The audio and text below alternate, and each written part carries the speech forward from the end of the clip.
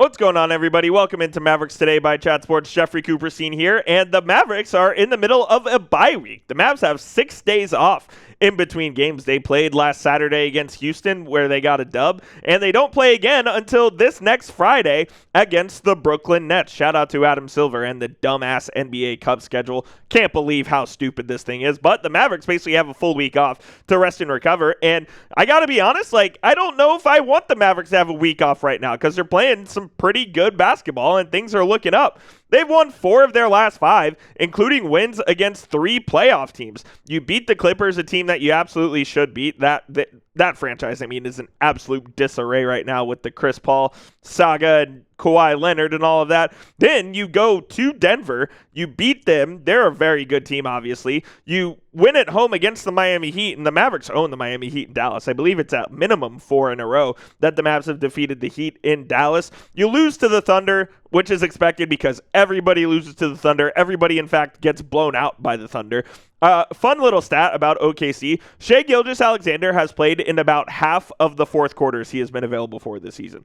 Literally. They are up so big for the vast majority of these games that he doesn't even play in the fourth quarter. So losing to that team is no shame. But then you come back at home on the second night of a back-to-back and you beat the Houston Rockets. So look, this team is figuring out how to win with each other and how to play with each other. And I think that is an absolute positive. And man, going 3-1 against the Nuggets, Heat, Thunder, and Rockets, I do think that's a pretty impressive feat for this team. And it tells me that they are able to compete with the best in the NBA. Again, no one's going to compete with the Thunder, and if that team wants to break the Golden State Warriors record for wins in a regular season, they can absolutely do it. Look, the way that the Mavericks are playing is inspiring. They are playing hard. They are playing for each other, and it feels like they really didn't give up on the season when they very easily could have. This team could have thrown in the towel. They could have said, you know what, we're just not going to win games this year, and we're just really not going to even try. But no, they really took the professional attitude of we're going to try to dig ourselves out of this rut.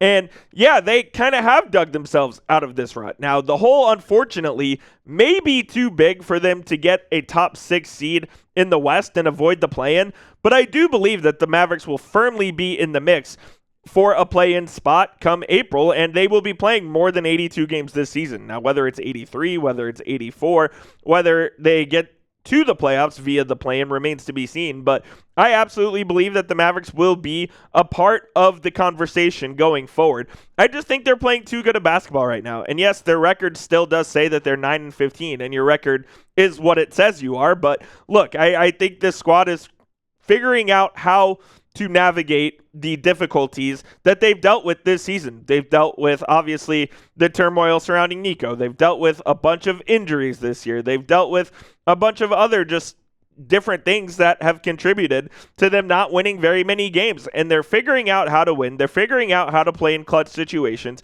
You're getting contributions from guys you need to get contributions from, like Klay Thompson off the bench, like Cooper Flagg. So everything seems to be pointed in the right direction for the Dallas Mavericks, and I really have enjoyed watching them play basketball over the last couple of weeks, which is absolutely not something you could have said early in the season. And this kind of got me thinking, is this team really going to try to make a push for the playoffs? I don't know if they're going to be a top 6 seed, but I do think that at the end of the day, they could end up getting to the postseason via the play-in. You guys talk to me, though. What is the % chance that the Mavericks have to make the playoffs? Not the play-in. I don't consider the play-in the playoffs. What is the percentage chance the Mavericks have to make the playoffs? Fill in the blank. Let me know down there in the comment section. This will be today's pinned comment, so you'll find it at the top of the comment section.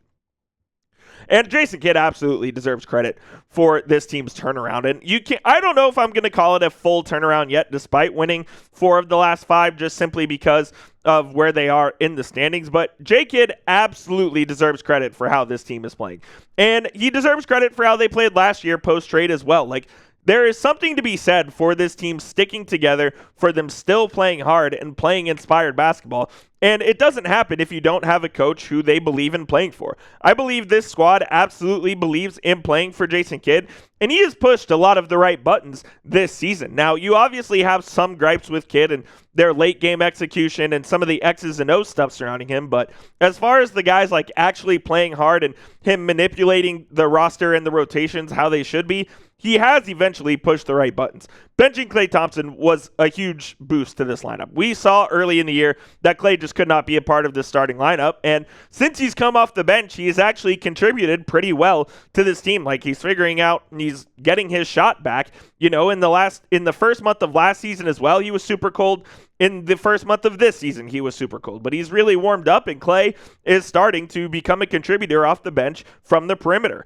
Putting Ryan Nembhard in the starting lineup. Now, it took him a little longer than maybe you would have hoped for him to find that starting point guard, but it absolutely has turned the fortunes of this Mavericks team. And since Ryan Nembhard has been in the starting lineup, I believe the Mavericks are bottom 5 in turnovers, which is a good thing. They are not turning over the ball nearly as much as they were without Nembhard in this lineup on a night-to-night basis. He led college basketball in assists for a reason last year. Like, the guy knows how to find his teammates, and the guy knows how to put his teammates in good positions to score. So Kidd put him in the starting lineup, and it's paid dividends, and Ryan Nembhard going to be rewarded sooner rather than later with a spot on the Mavericks 15-man roster as opposed to being on a two-way. And this one isn't really because Jason Kidd wanted to. It's more or less because he had to, playing AD at the 5.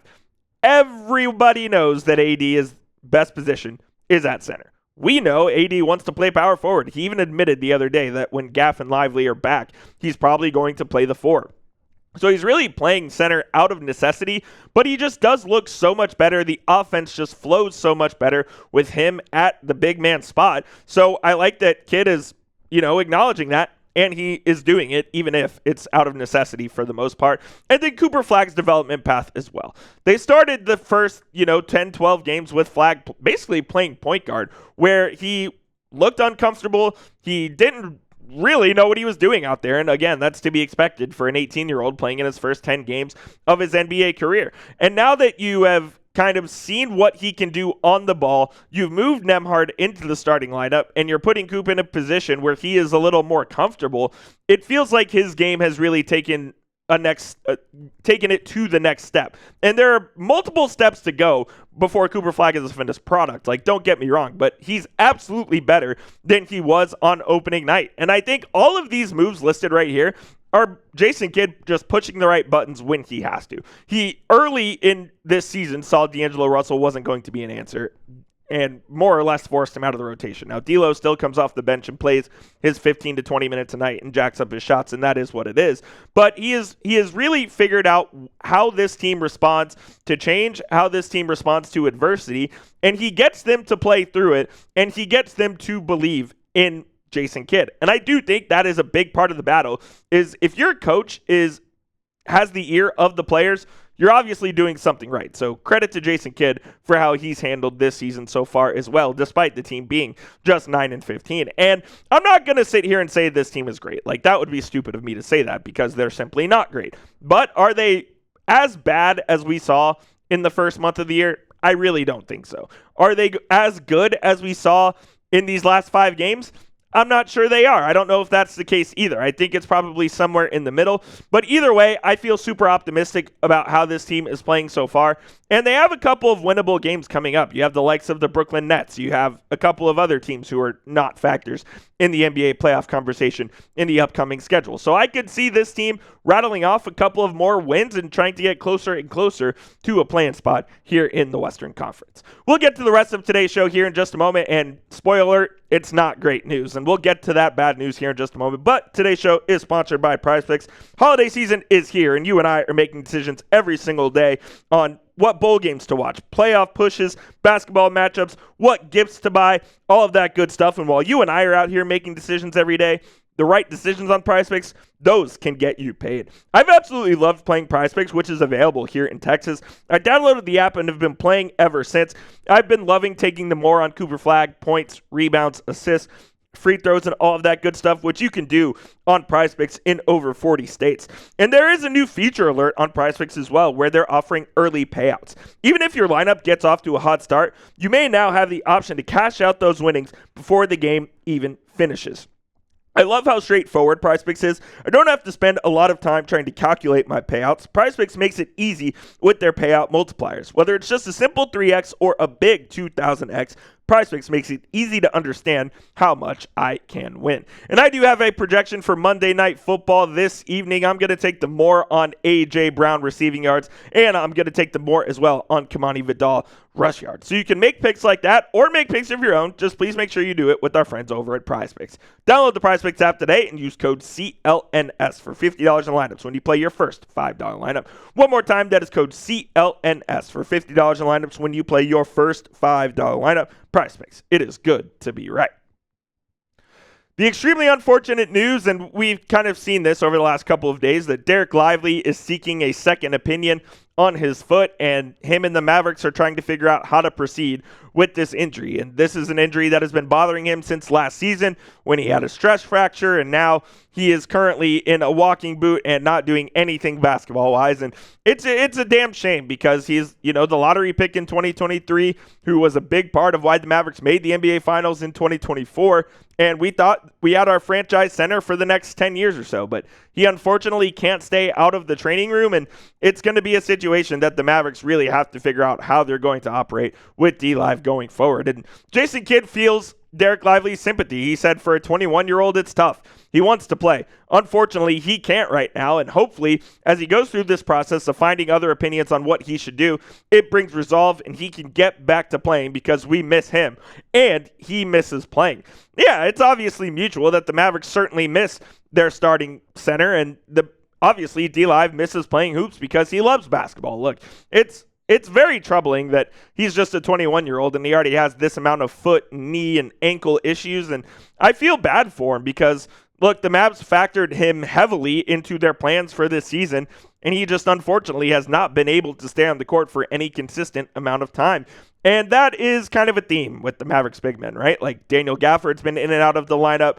Anthony Davis has been out of the lineup for an extended time. Dereck Lively, obviously, out of the lineup for extended time. And as of last week, this picture was taken at a team outing. I mean, he was in a boot, so he hasn't done anything basketball-wise in the, most recent past, and hopefully he can get a second opinion. If that second opinion means he has to have surgery and is out for the season, but he'll be fully recovered after that, so be it.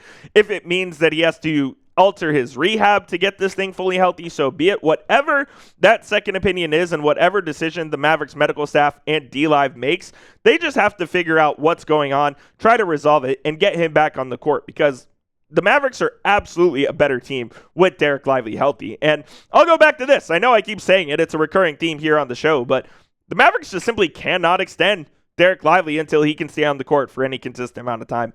It just is what it is. He is extension eligible this offseason, but you cannot give him that unless you know for certain that he will be available often to you, because otherwise you are just wasting salary cap space and you are wasting a roster spot on a guy who is unfortunately very talented, but unavailable. Get well soon, D-Live. If you want to show Dereck Lively some love, hit that thumbs up icon for me and show D-Live some love, because who knows, he might be watching this video. Shout out to D-Live. We absolutely love you, man. We hope you get on the court sooner rather than later. And that will do it for today's show, guys. Appreciate you for tuning in to Mavericks Today by Chat Sports. Like I said, it's a bye week. The Mavs don't play till Friday, but that doesn't mean the content stops. We will have you covered right here on the channel all week long before the Mavericks take on the Brooklyn Nets on Friday.